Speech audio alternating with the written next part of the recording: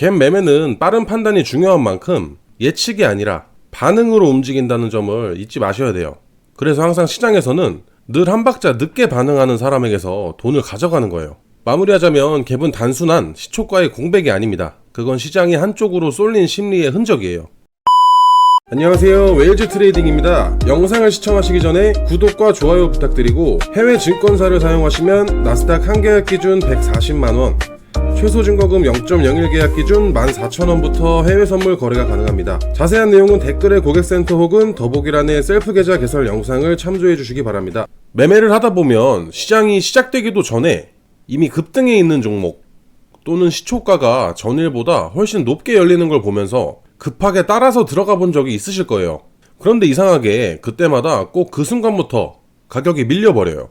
왜 내가 사면 꼭 떨어질까요? 그 이유는 갭이 생기는 이유를 모르고 진입하기 때문입니다. 오늘은 많은 트레이더들이 헷갈려하는 갭 상승과 갭 하락의 진짜 의미와 그 속에서 물리지 않고 타점을 잡는 법, 즉 갭 매매의 본질을 완전히 정리해드리겠습니다.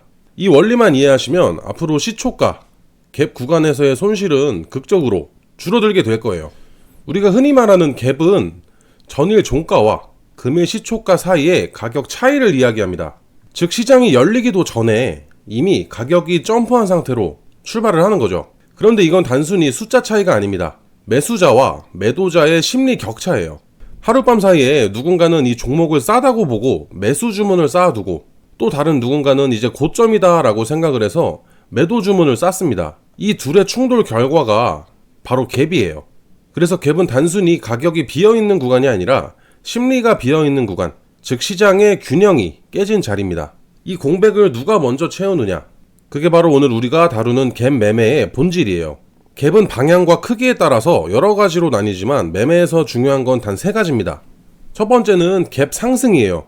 전일 종가보다 높은 시초가로 출발하는 것을 뜻합니다.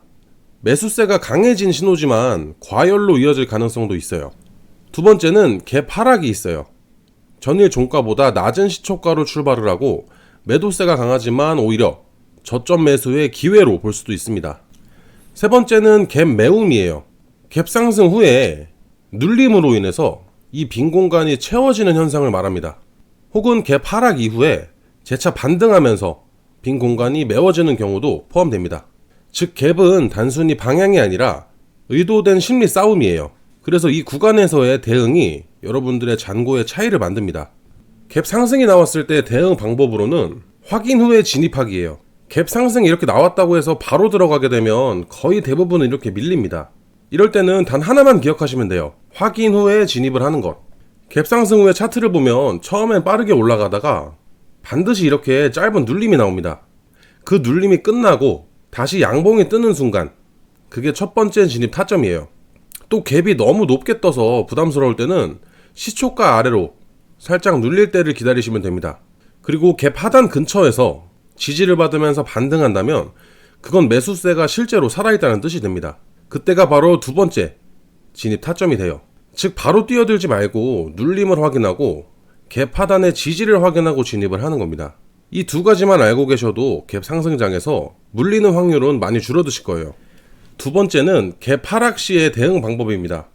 갭 하락은 공포 속에서 기회라고 볼 수도 있어요. 갭 하락은 대부분의 개인 투자자가 무서워하는 구간이지만 실제로는 오히려 기회가 되는 경우가 더 많습니다. 특히 전일 저점 근처에서 갭 하락이 발생을 했는데 거래량이 같이 터지지 않는다면 그건 투매가 아니라 심리적 공백 매도일 가능성이 높아요. 이럴 때는 갭 하단 부근에서 양봉의 전환이 나오는지를 보시면 돼요. 양봉의 전환과 함께 거래량까지 같이 증가, 이 두 가지가 동시에 나온다면 그건 단기 저점 매수세가 들어온다는 신호입니다. 즉 공포 속에서도 캔들의 반전과 거래량 회복, 이걸 확인하는 순간이 바로 반등 타점이 되는 거죠. 갭 매매를 하다 보면 차트보다 더 중요한 게 바로 구간 해석력입니다. 간단하게 세 가지가 있는데, 첫 번째로는 진짜 갭 상승과 세력의 갭 유도가 있어요. 거래량이 없는 갭 상승은 단기 세력의 유인일 가능성이 큽니다. 그렇기 때문에 거래량이 없는 갭은 따라가시면 안 돼요. 두 번째는 갭 매움과 추세 전환의 차이입니다. 갭이 메워진다는 건 단기 조정이지 하락 전환이 아닙니다. 캔들이 갭 하단에서 지지를 받는다면 여전히 상승 흐름 안에 있다는 뜻이에요. 마지막으로 세 번째는 갭 하락 이후에 진짜 반등 신호. 갭 하락 이후에 양봉 하나보다 더 중요한 건 거래량 증가입니다. 거래량이 붙지 않으면 반등은 일시적일 수 있어요. 그리고 가장 중요한 게 리스크 관리입니다.